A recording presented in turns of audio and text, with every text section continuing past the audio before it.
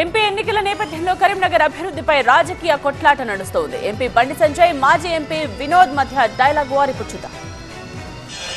10 సంవత్సరాలు మోడీ గారు ప్రధానమంత్రి, నేను 5 సంవత్సరాలు ఎంపీ, బండి సంజయ్ గారు 5 సంవత్సరాలు. నేను చేసినటువంటి కార్యక్రమాలు నేను చెప్తాను. వారు జాతీయ ఉపాధి హామీ పథకం తీసుకొచ్చిన అంగన్వాడీ కేంద్రాలు డబ్బులు వస్తున్నాయి, గ్రామాల్లో పట్ల చెట్లు పెట్టినాం. ఇవి ప్రతి గ్రామంలో పోస్టర్ తీసుకొని చెప్తున్నాం. అవి బండి సంజయ్ గారు పుట్టినప్పటి నుంచి ఉన్నటువంటి పథకాలు. రాష్ట్ర ముఖ్యమంత్రి గల్లాబట్టి ఎందుకు అడగలే? నేనే వడకొచ్చిన పోటీ కానీ స్మార్ట్ సిటీ, కానీ కేంద్రం నిలుస్తే దారి మళ్లిస్తున్నావు. కేసీఆర్ ఎందుకు దారి మళ్లిస్తున్నావు?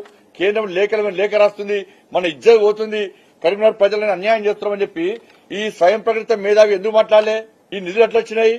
Bandi Sanjay smart city stand committee meeting లో బండి సంజయ్ కొట్లాడి వార్నింగ్ ఇస్తే ఇవాళ నిధులు స్మార్ట్ సిటీ కేంద్రం ఇచ్చిన నిధులతో పాటు రాష్ట్ర ప్రభుత్వం మ్యాచింగ్ రేట్ వచ్చింది.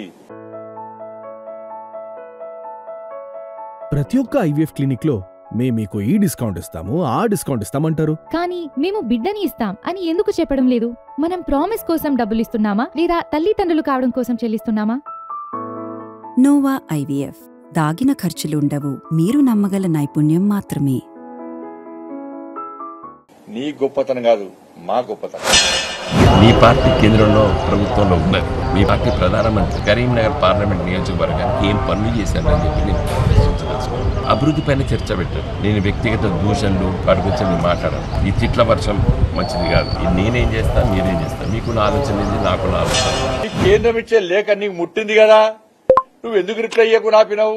స్మార్ట్ సిటీ నువ్వే వర్కచ్చు అంటున్నావు కదా, మరి నీ కేంద్రం ఇచ్చిన దారి మళ్లిస్తే ఇన్ని సంవత్సరాలు ఏం చేసినావు? నువ్వు ఏం బిక్కినావు? 2 సంవత్సరాలు ఈ నిధులు ఏడిపోయినాయి? బండి సంజయ్కి మాట్లాడే అర్హత ఉన్నది. నేను పక్కా లోకల్, నువ్వు లోకల్ కాదు కాబట్టి స్మార్ట్ సిటీ పైసలు అయినా పట్టించుకోవు. జాతీయ రహదారుల్లో కేంద్రం లేఖ రాసి పడతావు, దాని ప్రయత్నం చేయవు. నీకేం అవసరం? లోకల్ కాదు కదా, నువ్వు విట్టువరి కాదు, ఇక్కడ ఉండటం కాదు.